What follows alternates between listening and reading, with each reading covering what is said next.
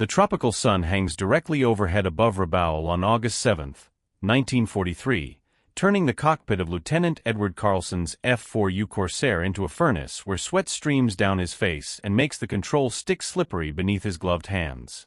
He flies at 18,000 feet, alone, separated from his section during the chaotic engagement that erupted minutes earlier when his squadron intercepted Japanese bombers returning from a strike on Allied positions. The sky around him appears empty, deceptively peaceful, the kind of stillness that kills pilots who forget to check their 6 o'clock position every few seconds. Then his peripheral vision catches movement above and behind, 6 dark shapes dropping from altitude where they have been waiting, where the sun has concealed them until they commit to the attack. 6 A-6M0 fighters diving in perfect formation, their positioning announcing experienced pilots executing textbook tactics. The mathematics are immediate and unforgiving. 6 against 1, attackers with altitude and speed advantage, a lone defender whose options have collapsed to desperate measures. Standard doctrine says run if faster, but zeros are more maneuverable at combat speeds. Standard doctrine says dive if able, but coordinated attacks will position interceptors to cut off escape routes. What Carlson does instead is something his instructor pilots told him was impossible, a maneuver they insisted would either fail to execute or would kill him through structural failure or loss of control. In the next 15 seconds, that impossible maneuver will save his life and demonstrate that sometimes survival requires attempting what doctrine says cannot be done. To understand why Carlson believed he could execute a maneuver his instructors called impossible, one must first comprehend what those instructors feared and why their fears were simultaneously justified and conservative. The F-4U Corsair was among the most powerful fighters produced during World War II, designed around the massive Pratt & Whitney R2800 engine that generated over 2,000 horsepower, constructed with structural strength that allowed the aircraft to tolerate stresses that would tear apart lighter fighters. But that power and strength came with handling characteristics that made the Corsair difficult to fly, that killed pilots during training at rates concerning Navy leadership, that resulted in the aircraft initially being rejected for carrier operations because of visibility and landing characteristics that made approach and touchdown dangerously unpredictable. One of the Corsair's most dangerous characteristics was its behavior during high-speed stalls, particularly in rolling maneuvers where one wing might stall before the other, creating sudden and violent rolling motions that could develop into inverted spins from which recovery was difficult or impossible. Flight instructors emphasized smooth control inputs, warned against abrupt maneuvers at high angles of attack, explicitly prohibited rolling maneuvers during slow-speed flight because the risk of departure from controlled flight was considered unacceptably high. Carlson had come to naval aviation through aeronautical engineering background that made him analyze rather than simply accept the limitations his instructors described. Before flight training he had studied at MIT, had taken courses in structural mechanics and aerodynamics, understood the mathematical relationships that governed how airframes responded to control inputs and aerodynamic forces. When instructors told him the Corsair could not perform certain maneuvers, he heard them saying pilots should not attempt those maneuvers, rather than that the aircraft was physically incapable of executing them. The distinction mattered. The maneuver Carlson had been practicing, what he called the high G barrel roll reversal, was explicitly prohibited in Corsair training because it combined high angle of attack with rolling motion in ways that instructors believed would induce uncontrollable departure from controlled flight.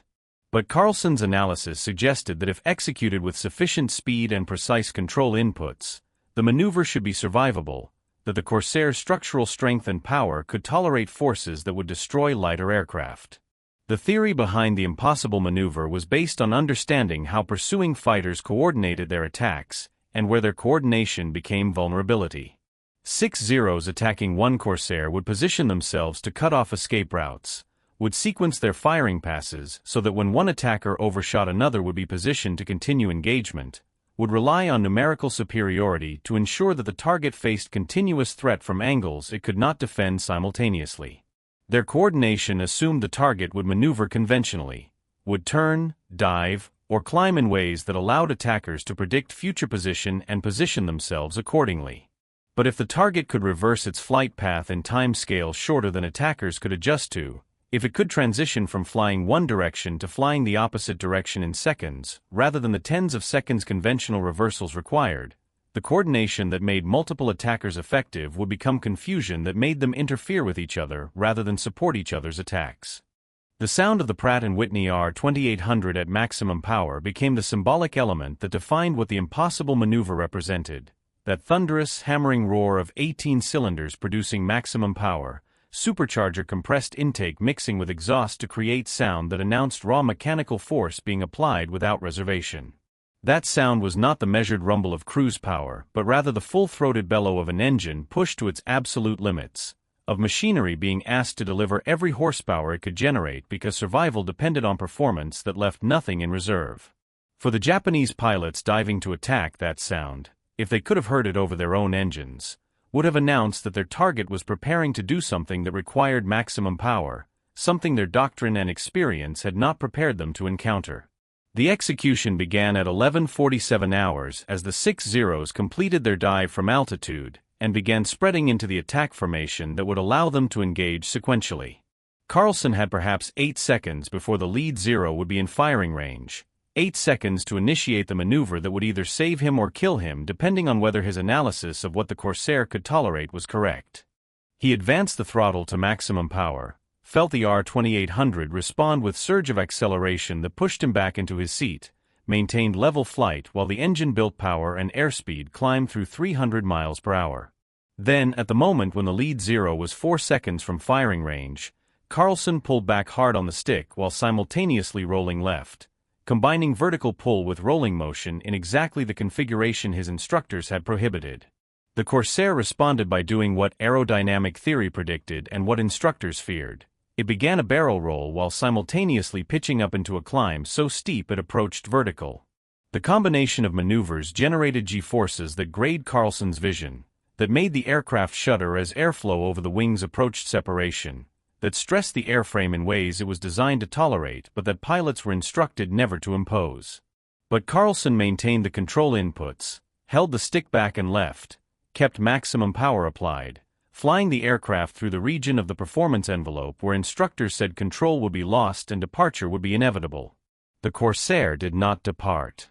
It continued through the barrel roll, continued climbing, and at the apex of the maneuver, when it was pointed nearly straight up with velocity decaying rapidly, Carlson reversed the rolling motion, snapped the stick right while maintaining back pressure, caused the aircraft to reverse its roll direction while still climbing vertically. The effect on the attacking Zeros was immediate and catastrophic to their coordination. The lead pilot, expecting his target to either dive away or turn horizontally, found the Corsair executing a maneuver he had never seen, climbing vertically while rolling in a pattern that made prediction of its flight path impossible. He adjusted his attack angle, attempting to lead the target's motion, but the Corsair reversed its roll at the moment when he committed to the firing solution, putting it in a position his lead calculation had not anticipated. He overshot without firing, climbed away to avoid collision, his attack run wasted. The second Zero, positioned to engage if the target broke right, found the Corsair braking upward instead, climbing into a region of sky where the Zero's lighter wing loading and lower power-to-weight ratio made it sluggish, where the Corsair's massive engine and structural strength allowed it to maintain control at speeds where the Zero was approaching stall. The transformation in the engagement's dynamics was that the 6 coordinated attackers had become 6 individual pilots trying to figure out where their target had gone and how it had gotten there. The barrel roll reversal had taken approximately 12 seconds from initiation to completion, 12 seconds during which the Corsair had transitioned from flying straight and level to climbing nearly vertically, had reversed direction by approximately 160 degrees, had changed altitude by over 3,000 feet, and had positioned itself above and behind where the attacking Zeros had expected it to be. The maneuver had not made Carlson faster or more maneuverable than his opponents. The Zeros remained superior in turning performance. But the maneuver had disrupted the attackers' coordination by doing something they had not anticipated, by moving through space in ways their tactical planning had not accounted for, by converting their numerical advantage into liability as individual pilots maneuvered to avoid collision with each other. The Japanese pilots, recovering from the disruption, attempted to regroup and establish a new attack pattern. But Carlson did not wait for them to reorganize. As the barrel roll reversal completed and his aircraft reached the top of its vertical climb with airspeed decaying towards stall, he pushed forward on the stick and rolled inverted, converting potential energy back into kinetic energy, diving away from the scattered Zeros at an angle they could not immediately follow. By the time the Japanese formation leader re-established visual contact with the Corsair and attempted to coordinate pursuit, Carlson had opened the distance to over 2 miles, had descended to an altitude where his aircraft's power advantage was overwhelming, and was accelerating away at speeds the Zeros could not match in level flight. The engagement was over. 6 attackers with perfect positioning and coordinated tactics had failed to achieve even a single firing pass on a lone defender, because that defender had executed a maneuver their doctrine said was impossible. The resistance Carlson encountered when he described the barrel roll reversal to his squadron mates after returning to base reflected institutional skepticism that bordered on disbelief. The maneuver he described violated everything Corsair pilots were taught about safe handling, combined prohibited control inputs in ways that should have caused departure from controlled flight, and achieved results that seemed too effective to be credible. The skepticism persisted until Carlson demonstrated the barrel roll reversal during a training flight, with the squadron commander observing from another aircraft. The demonstration confirmed that the maneuver was exactly as Carlson had described: violent, disorienting, executed at the edge of the aircraft's performance envelope, but controllable if executed with precise timing and sufficient power. And so we return to that tropical sky above Rabaul, to Lieutenant Carlson at 18,000 feet with 6 Zeros diving to attack, to the moment when survival requires attempting what doctrine prohibits. The barrel roll reversal that follows, that violent combination of vertical climb and rolling motion executed at the edge of the performance envelope, is the physical manifestation of refusing to accept limitations that others assume are absolute, of understanding that impossible often means untried rather than actually impossible.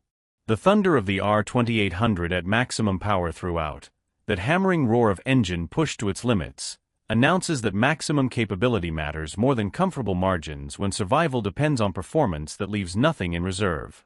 The 6 Japanese pilots watching their coordinated attack disintegrate as their target executes a maneuver they have never encountered are experiencing what happens when assumptions about what opponents can do prove wrong, when tactical coordination based on predicting conventional responses fails because responses are unconventional. The impossible maneuver, prohibited by instructors and avoided by conventional pilots who trusted that limitations described in training were actual constraints, succeeds not because it is safe or recommended, but because it is possible when executed with understanding of forces involved, with precise control inputs maintained under stress, with power applied without reservation at the moment when partial measures would be insufficient. And in that success lies truth about warfare and capability, that limitations are often boundaries of experience rather than boundaries of physics, that impossible is word applied to what has not been attempted rather than to what cannot be achieved, that 15 seconds of executing what doctrine prohibits can mean survival when hours of following what doctrine prescribes would guarantee failure.